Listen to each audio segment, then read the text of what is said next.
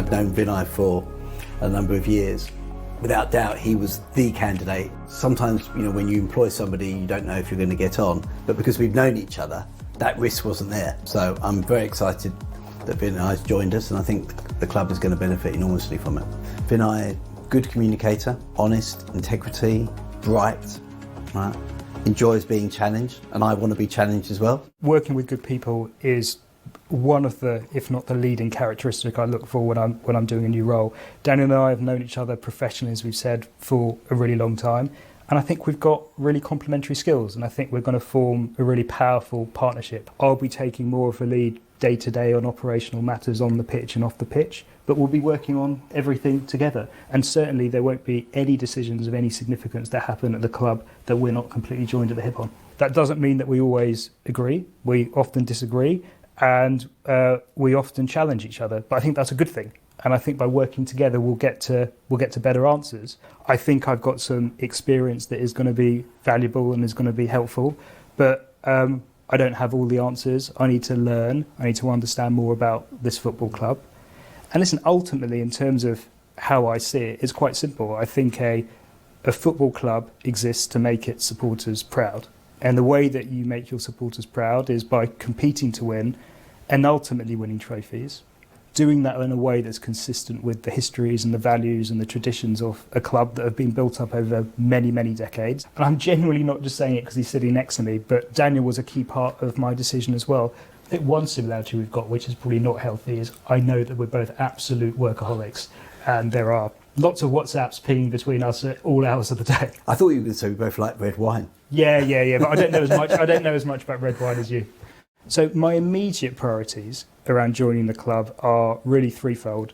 The first is, of course, football, both on our men's team and our women's team. Obviously, we've got Thomas joining to be our head coach of our men's team. We're all super excited, but the hard work starts here. For our women's team, we've made a difficult decision around Robert. Grateful for everything he's done for the club, but we are going to make a change there as we've announced. So busy in a process at the moment to determine who the next coach will be of Tottenham Hotspur women. I am very focused on spending a lot of time to understand what's important to our supporters. So I'm listening, I'm watching, I'm reading, and I'm speaking to supporters. Some of that is structured, so I've got meetings with the Tottenham Hotspur Supporters Trust and the Fan Advisory Board coming up in the next couple of weeks. And I want to learn. I want to learn what's on the mind of our supporters. And the final priority for me is spending time with as many of our 800 people as I can. Understanding from them what does the club do brilliantly well that we can build on, and what are the areas where we can improve, because we want this to be the best possible football club it can be, and we've got 800 supremely talented people in this organisation, and we want to make sure that we get the most out of them to further the club. I'm very grateful to Ange. I don't regret appointing Ange. In his first season we finished fifth, and in our second season we were over the moon to win a trophy. But we need to compete in all competitions, and we felt that we needed to change. I've got an excellent relationship with him. I told him you're always going to be part of our history. Himself and his family always welcome back. It was a collective decision. It wasn't my decision. We do everything together. Emotionally, it was difficult, but we believe we've made the right decision for the club. Whenever you have a new coach, it's always a fresh start. Always have different ideas. But, we want to build on the success of winning a trophy last season.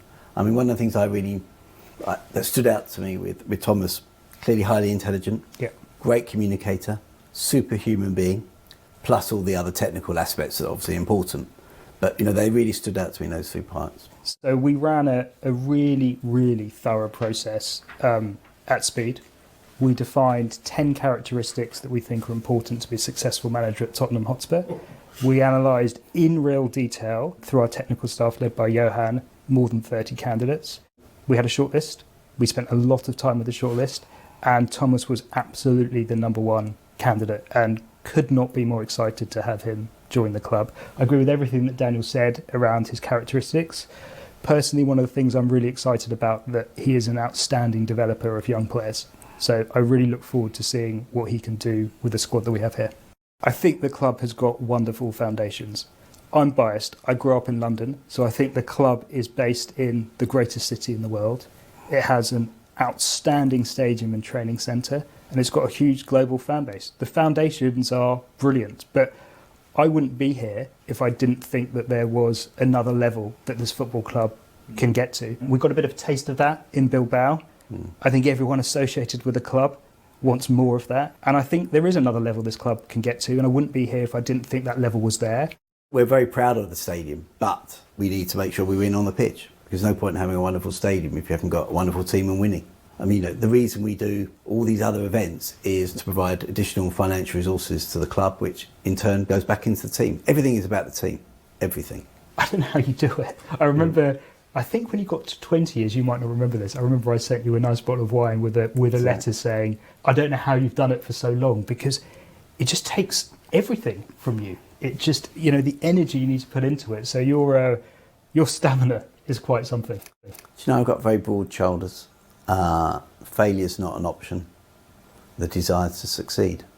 And because it's so difficult, I want to succeed even more. My perspective of you is I think you have got a very thick skin and you've got very broad shoulders, but I also see how much it affects you, because I can see how much you want to win, right? So I think sometimes there's a perspective that because you have got a thick skin, that it doesn't affect you, but I see it does. And I could see it in you before the Bilbao final, because I could see just how much you wanted it. The pressure and the disappointment of not winning over a number of years, I just wanted it so desperately, not just for me, my family, but all the fans around the world. We deserve some luck.